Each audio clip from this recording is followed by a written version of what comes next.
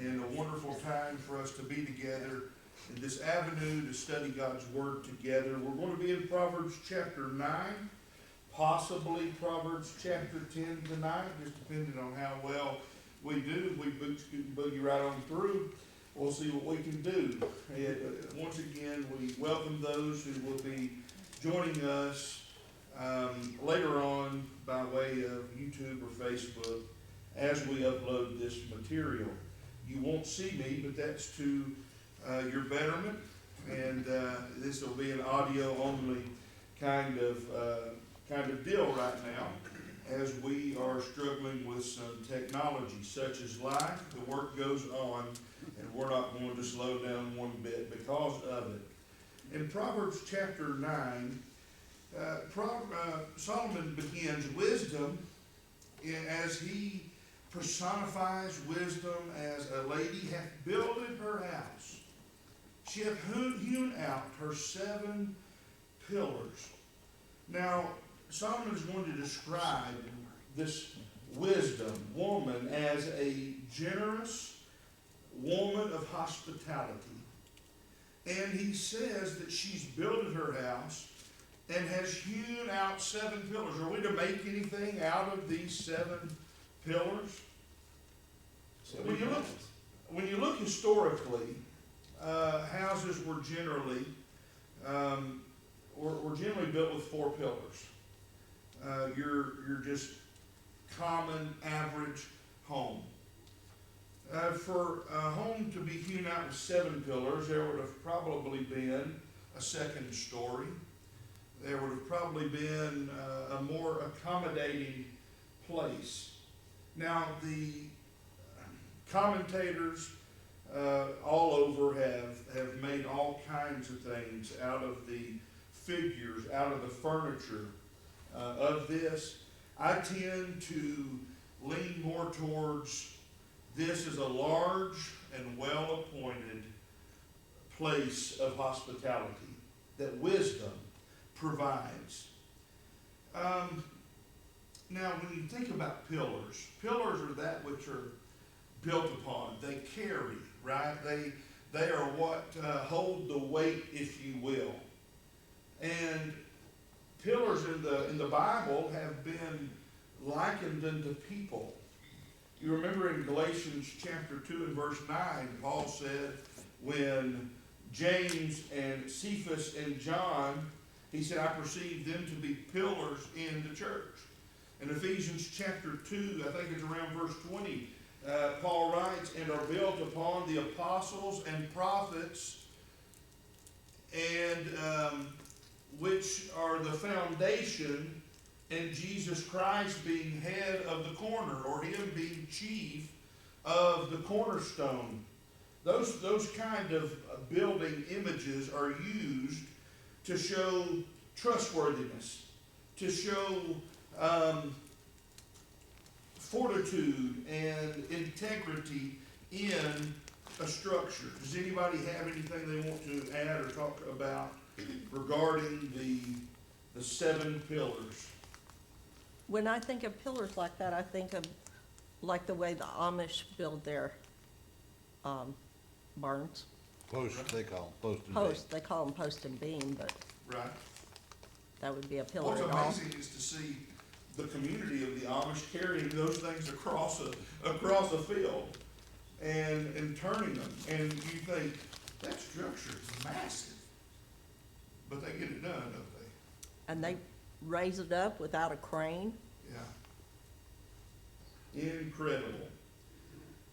I'm thinking that Solomon is showing that this wisdom is building her house. She's got a place that's well appointed. It's suitable for hospitality.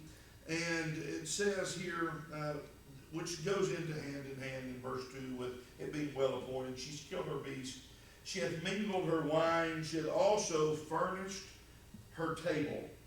We got to talk about this idea of mingled her wine, right? What is he talking about here? Some of the translations say mixed spices in Mixed spices, yeah. So there is a sense in which they would mix spices in with the wine, the juice. Some of them are think that he's talking about how they would boil down the grapes and they would make a paste out of, that was a preservation method. And when they wanted juice, or as they called it, wine, they would mix water with that. And most often it was 2 parts wine to 3 parts water. But they even had concentrate that they would mix up to 20 parts water with. Historically, they had means, several different means of preserving the fruit of the vine. That way they could enjoy it throughout the year. And wisdom, is going to do what needs to be done to have what wisdom needs to have, right? She, during the parables that we went through, Jesus mentioned out of the things old and new, the house, the head of the house would pull treasures out of old and new. He's wise. He has the storehouse. He has what he needs to use at the proper time. That's just wisdom. Has anyone remembered the days of the cellars? You go down to the cellar and get the potatoes, or they would store their food. Why did they do that? Cool. It was out of wisdom, right? To have food throughout the year. Wisdom prepares for the road ahead. It says in verse 3, she hath sent forth her maidens. She crieth upon the highest places of the city. What does this portray? You've got wisdom going out to the highest place of the city and crying out. Whoso is simple, let him turn in hither. As for him that wanteth understanding, she says unto him. Wisdom is crying out to those that need it the most. Wisdom is crying out, come to me. Wisdom is saying, you have an invitation. You can eat of my bread and drink of my wine, which I have mingled. Wisdom is saying, come on. You need me. And I, wisdom, have preparation and have a place for you to enrich your life. You see, wisdom here is offering this person something of value. And Robbie, that my Bible has the definition there for simple as silly or foolish. Yes. Throw that invitation out to those who might need it. Yes. You need this. You need what I'm offering to you. And so come. You can come eat of my bread. You can drink of the wine which I have mingled. Verse 6, forsake the foolish and live and go in the way of understanding. Wisdom makes the offer to come here. But what must the simple do? The simple must respond to the invitation. The simple must make the response of, I need the offer that wisdom is making. And so, what kind of doctrine does this fly in the face of? It's a very popular religious doctrine in our world today. Calvinism, that of God sovereignly forcing men to do everything that they do. Wisdom makes the offer, come partake of me. And she makes that offer from the highest places, calls out. Now, is the call more or less to a person that needs it the most, the simple, the foolish? Yes. But the call is not limited to them. We all need wisdom. And the call, the invitation to come, is heard by all. There may be a person who has a truckload of potatoes they need to get rid of. 53 feet. And they set up with a sign on the side of the road, and they want the people that need it the most to come get those potatoes. But they're probably not going to turn anybody away. They're probably going to give whoever comes up a sack of taters, knowing that they are going to be feeding those that need it the most, and that everybody's going to get some taters to take home. And they're not going to sit there and rot on the truck. That's the kind of picture. She's calling out to everybody with the intention that the silly, the foolish, can come and partake of the wisdom. Here in verse 6, forsake the foolish and live. Go in the way of understanding. Verse 7, he that reproveth a scorner getteth to himself shame. Here I am forgetting to click through here. You've got wisdom's invitation, the first 6 verses. Verse 7 through 12 is the response to that invitation. He that reproveth the scorner getteth to himself shame. And he that rebuketh a wicked man getteth himself a blot. Is there another translation for that word blot? Injury. Injury. Incurs injury. That's a great translation. Have you ever had a run-in with someone who needed correcting, but as soon as you said something, man, they got vicious. They became vile. They, instead of receiving the admonition, they went on the attack. That's what he's talking about here. When that happens, you know what you're dealing with? A fool. No, but unfortunately, it's and you know what I'm talking about. It's just happened right recently. Right? It's just amazing. On the one thing is that's really nice. You must have meant that for me, and then the next thing is, wow, where did that come from? You know? Yeah, it does happen. But to me, this thing said if they scoff or if they scorn, in our words, we'd say it's on you. Is what it says. Yes. Verse 12. In Yeah. 7, in ESV, it says, whoever corrects a scoffer gets himself abuse. Yeah. And so the scoffer is that person who will not look at the facts with honesty and integrity. It doesn't matter what you say, whatever. They're just going to scoff at any notion, whether it's true. It could be as real as the nose on their face, and they're not going to accept it. They're going to scoff at it, and they're not only going to scoff at it, but they're going to attack you for bringing up the truth, for saying what maybe even needed to be said. And so in verse 8, he says, reprove not a scorner, lest he hate thee. Isn't that what we see all throughout the Bible? What did we talk about Sunday regarding King Ahab and the prophet Micaiah? Oh, he always prophesies evil concerning me, and I hate him. I mean, that's what happens, right? What happened to Jeremiah in Jeremiah 38, as we talked about Sunday? The first 13 verses there. Jeremiah says, you know what, Zedekiah, you're going to get carried off into captivity. And Zedekiah says, you know what, I hate you. I'm going to throw you in a pit.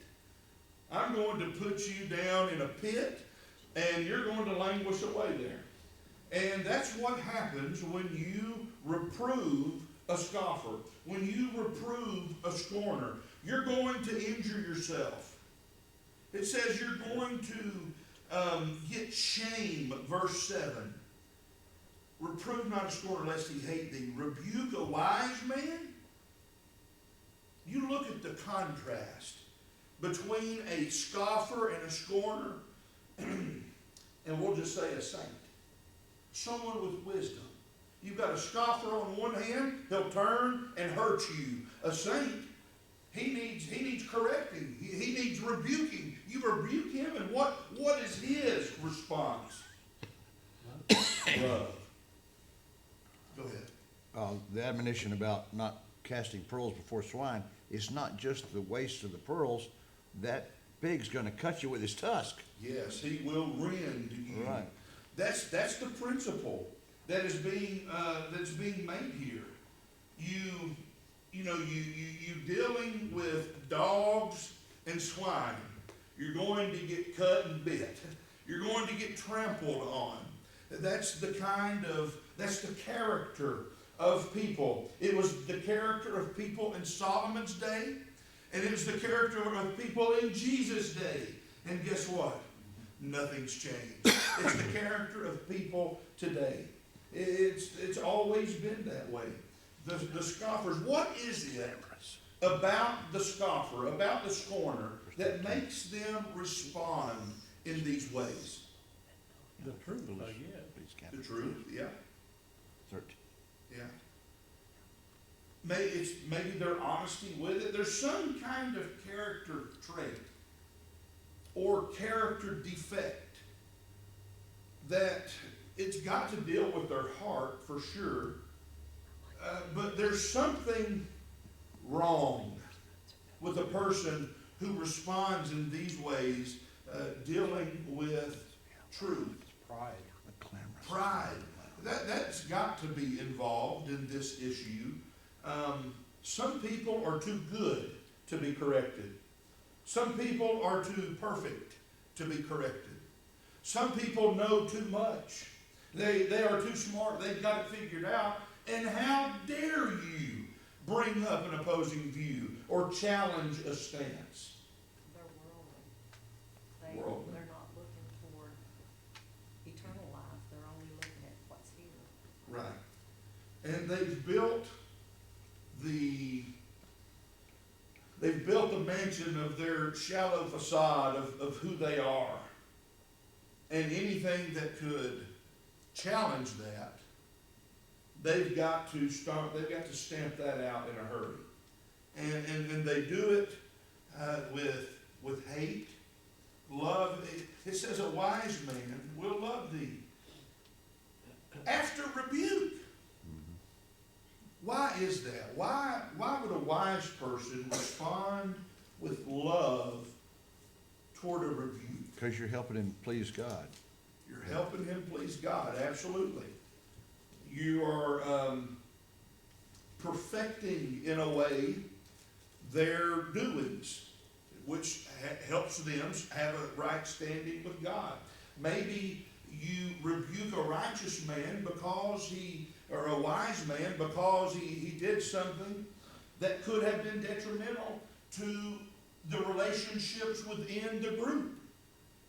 And a wise man rebuked will recognize that, will see that, and love you because it's going to help this relationship on this level.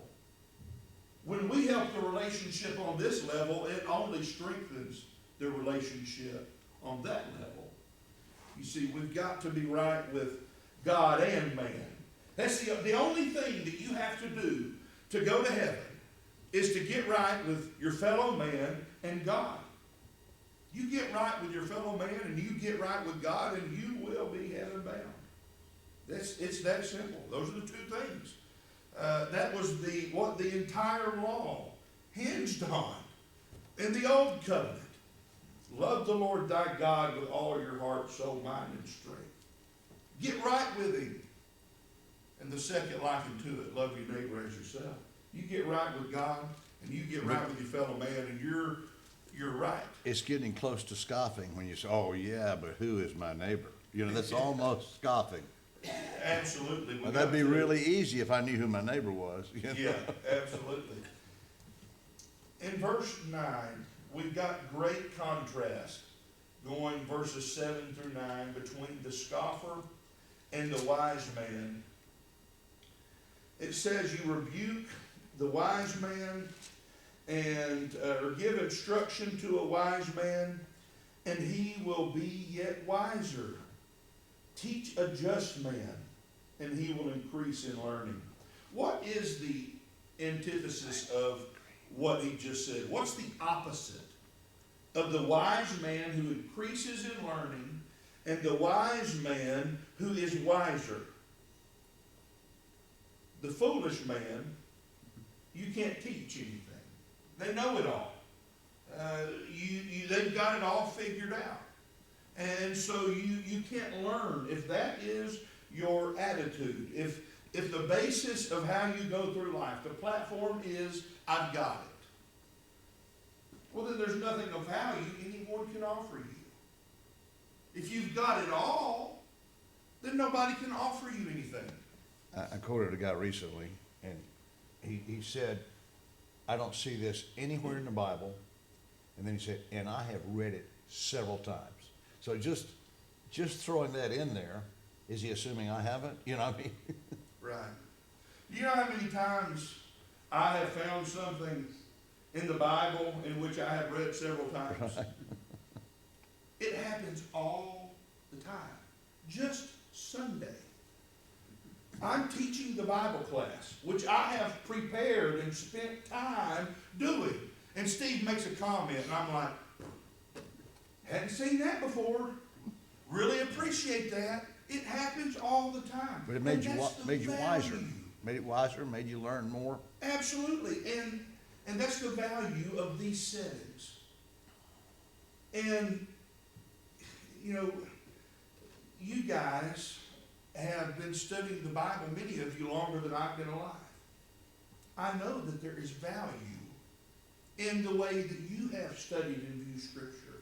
And I can learn from that. I just sat this past weekend at the feet of a man who is extremely educated. He's got PhDs. He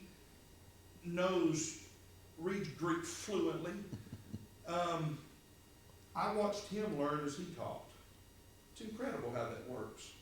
It's incredible how a wise man will continue and increase in learning and adjust. And wise man will just go ahead and tell you right off the bat, he doesn't have it all figured out.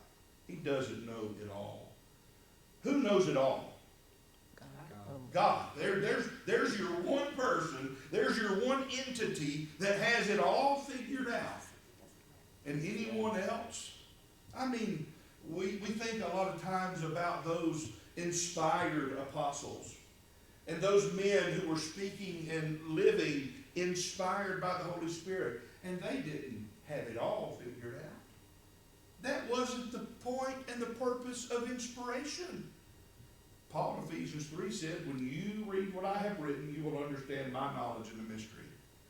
As the Spirit revealed to them, and they recorded it, that's what understanding they had. And as we read that, we have the exact same revelation that they were given.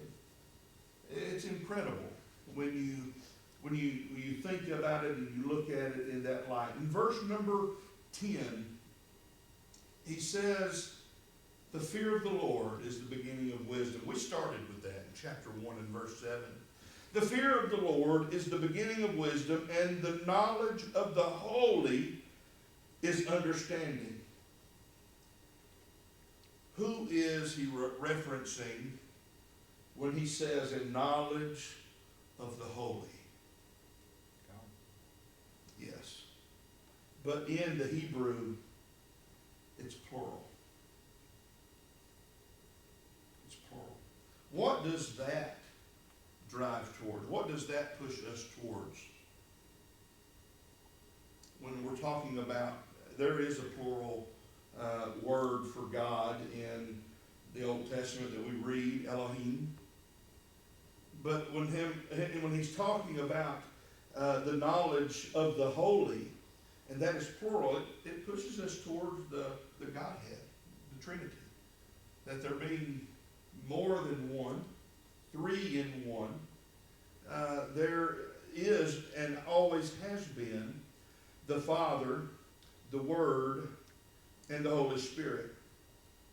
And the fear of the Lord, the reverential awe and respect of the Lord is the beginning of wisdom. You cannot even begin to be wise without a proper view of God. Something just hit me. The fear that they use in that terminology, is it a different fear than maybe normal fear of something? Because there's a fear that corresponds closely to the word respect. And that's And- what it is. Okay, and that's what I thought it was, but is that actually a different word in the,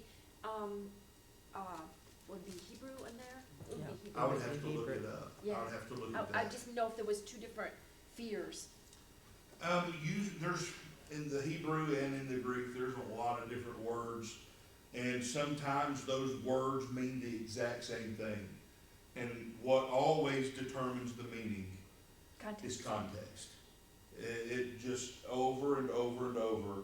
When you study the Greek language, there's a guy that is teaching publicly from the Greek heavily, and he's talking about these rules. These rules. And oftentimes when you look in the Greek, the rules are there and they are made by men who are endeavoring to interpret a language that is thousands of years old, and the language that they are enforcing these rules upon go against those rules over and over and over. It's pretty incredible. And so context, context, context. What matters when you're studying the original language? Context. Context decides the meaning. The fear of the Lord, that reverential awe, that respect. It is that, the fear of the Lord, it is that, oh Lord my God, when I in awesome wonder consider all the worlds thy hands have made. It's that, the fear of the Lord. It's the fear of the Lord that understands that God has sent me my daily bread, that God has provided for me a stream of oxygen to fill my lungs and has awoken me to a new day. It's the fear of the Lord, understanding that without Him I am nothing, and with Him I have everything. The fear of the Lord, it is that kind of viewpoint that is the very germination of wisdom. There is no wisdom separate apart from that holy and reverential view of God, of who He is and what He does. In verse 11, for by me thy days shall be multiplied, that is by wisdom, and the years of thy life shall be increased. If thou be wise, thou shalt be wise for thyself. You cannot be wise for me. I mean, you can model wisdom, but as you model wisdom, who are you doing that for ultimately? For yourself. I want to be wise because it enriches my life. Are there benefits of your wisdom being lived out before others? Absolutely. But your wisdom that you live out in your life will affect your life to a greater degree because you earn the repercussions of your wise choices. The consequences for your wise choices. And not all consequences are bad, right? There are good consequences and there are bad consequences. Go ahead. If you go back to Proverbs 1:7, of course it says, the fear of the Lord is the beginning of knowledge, but fools despise wisdom and instruction. Yes, absolutely. And so it is that, and that goes hand in hand with what we've been talking about. You can't teach a fool. Vance, when you were in school, and you've no doubt continued learning through the years and on the job, how successful would you have been if you graduated high school and you said, well, I know everything I need to know? Well, I did graduate from Copper Basin, however, I didn't know everything, Right.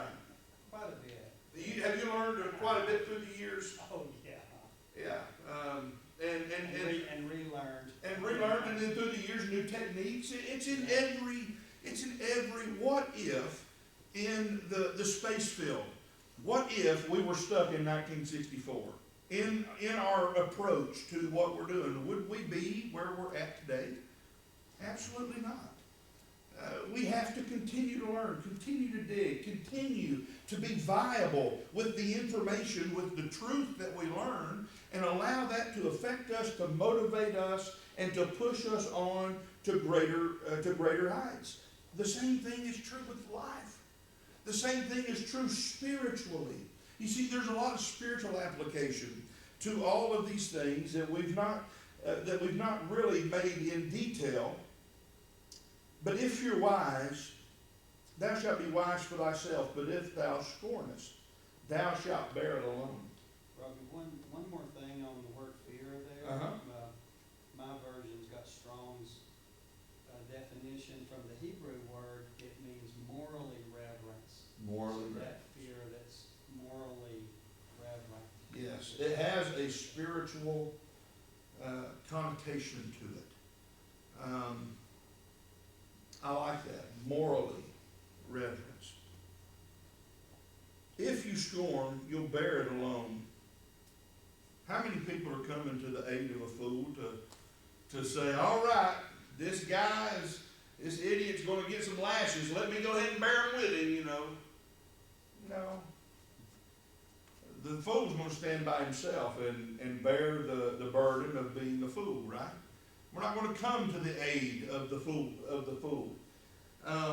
Now, the person that is morally upstanding and is good, we may go and stand with them as they're persecuted because they're right.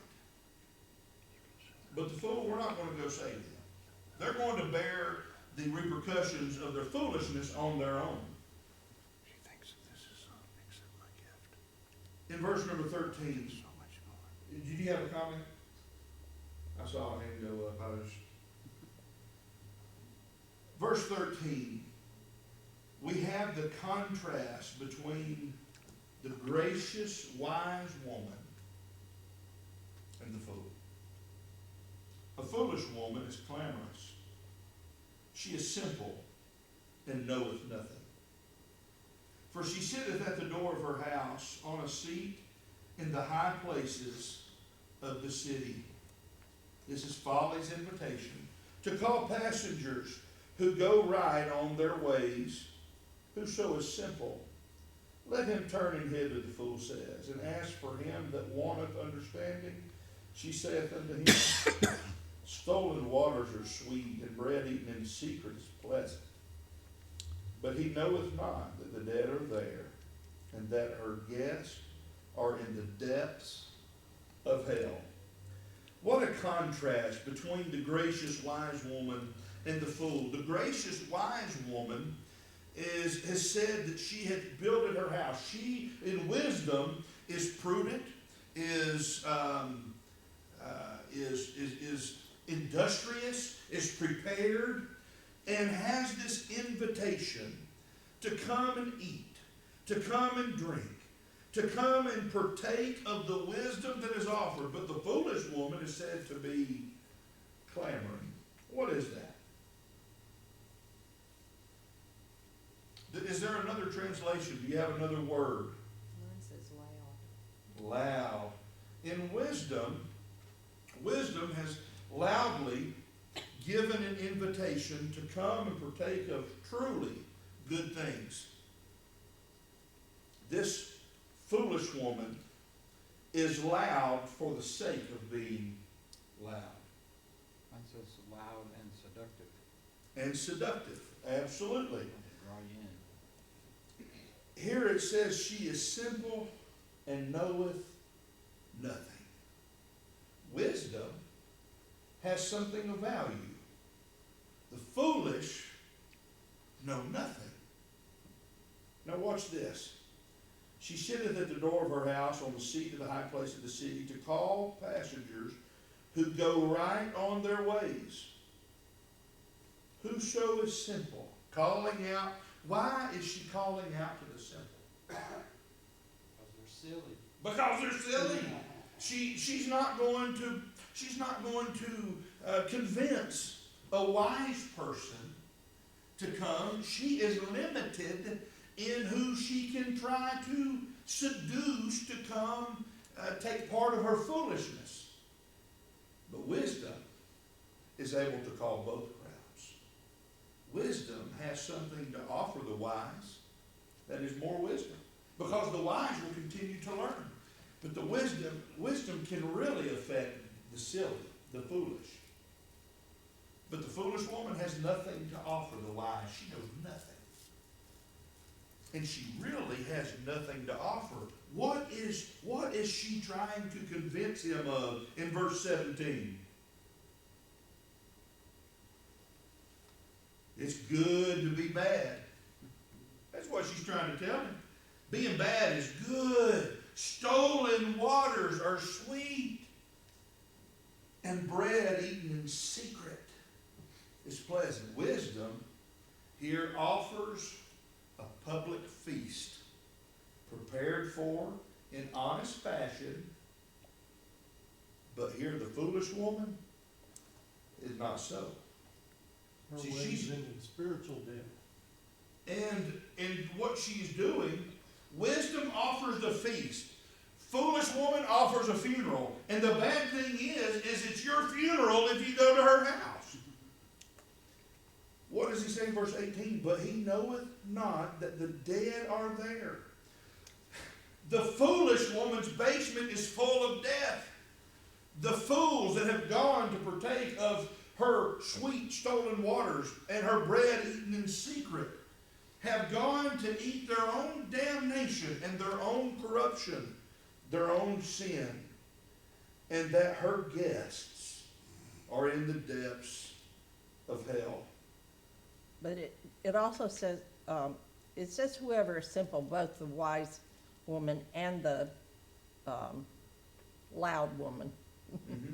But it says, to him who lacks sense, she says, stolen water is sweet. Yes. So, the wise woman does not have to offer anything of ill repute. She has something of value to offer. The foolish woman has nothing of value to offer. It's stolen waters are sweet. Sin is pretty good. Maybe for a season. Hebrews 11:25. Moses chose rather to suffer affliction with the people of God than to enjoy the pleasures of sin for a season. Stolen waters may be sweet for a moment, but when you wake up dead and you're in hell, not so sweet, not so good. The bread that you must eat in secrecy is not as good as that which you can honestly procure for yourself in a legitimate fashion that you could eat anywhere, that you could share, that you could enrich somebody else's life with.